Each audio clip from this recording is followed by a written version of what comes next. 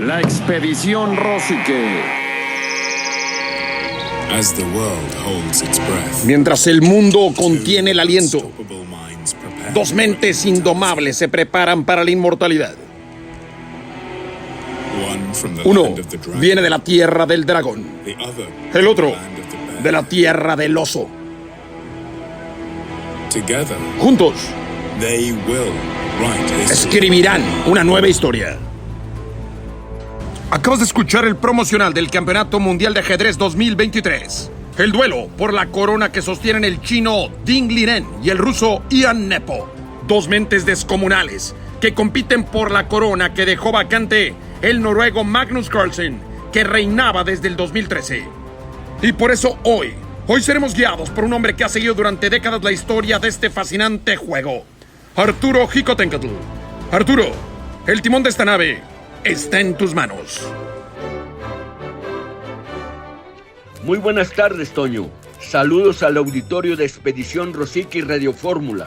El 11 de enero de 1886, el austriaco Wilhelm Steinitz y el polonés nacionalizado inglés Johannes Hermann Zukertort se sentaron frente a frente en uno de los salones del número 80 de la Quinta Avenida de Nueva York para disputar por vez primera el Campeonato Mundial de Ajedrez. Zukertort, que había ganado el torneo de Londres de 1883 con 3 puntos de ventaja sobre Steinitz, se había proclamado campeón mundial, pero como en el duelo individual habían quedado 1-1, Steinitz convocó a dilucidarlo en un duelo directo. Algunos personajes del ajedrez son fascinantes. Steinitz, por ejemplo, que descubrió las leyes del juego posicional que contienen gran parte de las bases de la estrategia del juego, en un rapto de soberbia y vanidad, aseguraba que podía ganarle a Dios dándole peón y la salida con los trebejos blancos. Tenía tanta confianza en sí mismo que humorísticamente expresaba: en todos los torneos tengo una enorme ventaja sobre mis adversarios. Soy el único que no va a enfrentar a Steinitz. Sus teorías lo adelantaron cuando menos 20 años sobre los demás ajedrecistas de su época. Según el alemán Emanuel Lasker, segundo monarca mundial de la historia, la profunda teoría de Steinitz abarca algo mucho más grande que el ajedrez. Es la vida misma multiforme de la que el ajedrez es un espejo. No olviden los radioescuchas, la vida es lucha y el deporte es espejo de la vida. Zukertort, como auténtico personaje del siglo XIX, era diestro con la espada, la pistola y el violín. Podía jugar 10 partidas sin ver los tableros de memoria. Dominaba 11 idiomas. Aprendió inglés para leer a Shakespeare, español para leer a Cervantes, italiano para leer la Divina Comedia de Dante y sánscrito para bucear en las honduras de viejos libros de India las raíces del antiquísimo juego de ajedrez. En realidad, el ajedrez no nace en India, ni en Arabia, ni en Persia, ni en China, sino en las costas del Mediterráneo. Se desarrolló esencialmente en Italia y España, con notables y apasionados jugadores como Paolo Boy, el siracusano, y Ruy López de Segura, allá por el siglo XVI.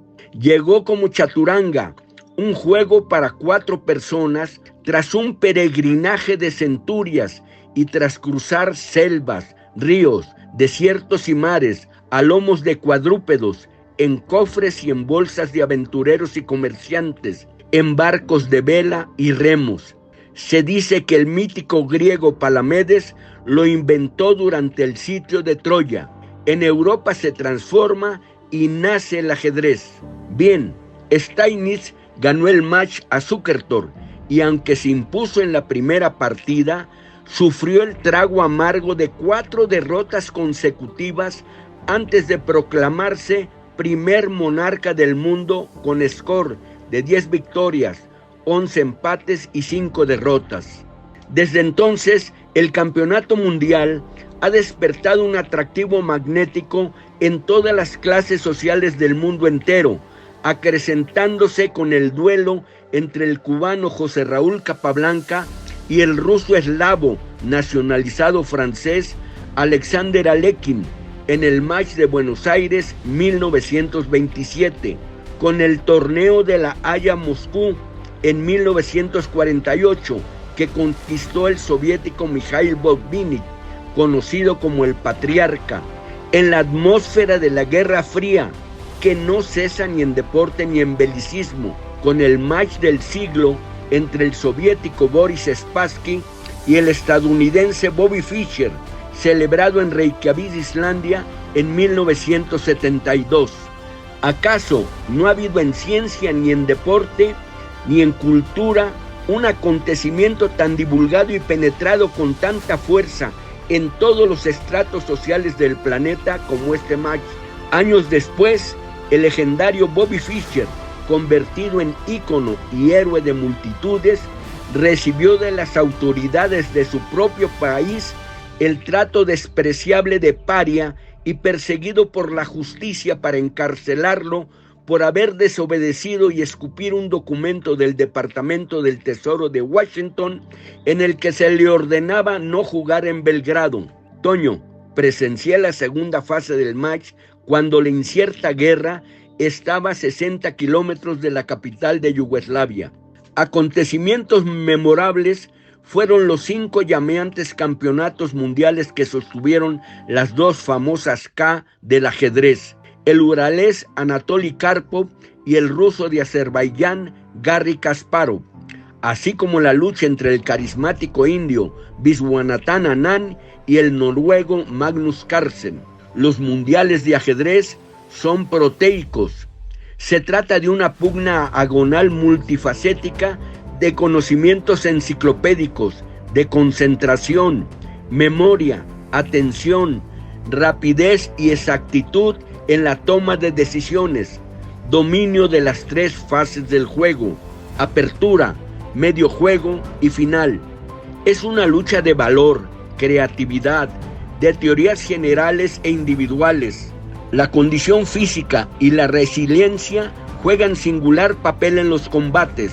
Una partida resulta tan desgastante que el ajedrecista puede perder 2 kilogramos de peso como cualquier maratonista.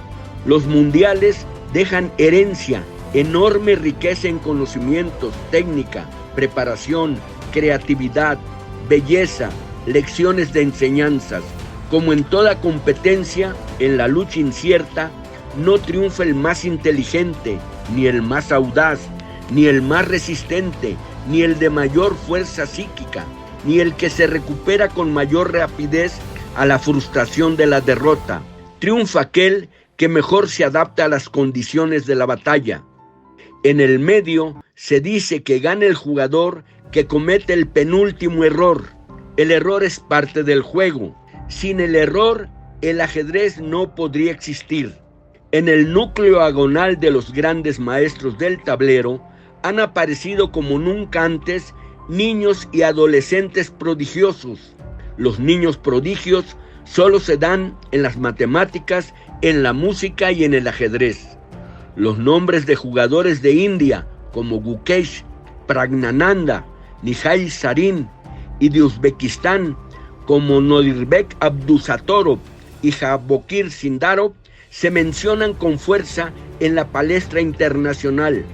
No solo han ganado el oro olímpico por encima de las potencias Rusia, China y Estados Unidos, sino que algunos de ellos, en forma admirable y asombrosa, ya han derrotado al propio monarca mundial.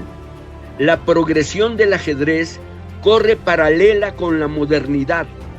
Las computadoras, los engine, módulos capaces de calcular millones de combinaciones en menos de un segundo con exactitud sideral, han modificado el estudio, la metodología y pedagogía del juego. La práctica del ajedrez no hace más inteligentes a las personas, pero les comunica espíritu de lucha, el sentimiento de la alegría por descubrir, de la superación personal por toda la vida, y les da una llave de oro: pensar antes de actuar. No es una panacea, pero funciona y evita cometer errores. En Astana, capital de Kazajistán, se celebra un combate del que surgirá el 17º monarca mundial. Enfrentan el ruso Jan Nepomniachtchi, de 32 años, y el chino Ding Liren, de 29. Son los dos primeros ajedrecistas del planeta. Disputan la corona en un match a 14 partidas con un premio de 2 millones de euros, de los cuales 1.2 millones recibirá el vencedor y 800,000 el perdedor. La competencia finalizará el próximo sábado 29 de abril. Si terminase en empate, la corona se va a dilucidar el domingo 30 de abril en juego de ajedrez rápido. Platicaremos sobre el match más adelante. El ajedrez, como la música y el amor, es capaz de hacer vidas felices en hombres y en mujeres. La frase es de Siegbert Tarrasch, maestro alemán. Muchas gracias. Buenas tardes. Magistral el relato de Arturo Jicotencatl, decano del periodismo mexicano, porque como escribió Thomas Huxley, el tablero de ajedrez es el mundo. Las piezas son los fenómenos del universo. Las reglas son lo que llamamos leyes de la naturaleza. Y el jugador que está del otro lado se está ocultando de nosotros. Seguimos viajando juntos en la Expedición Rosique.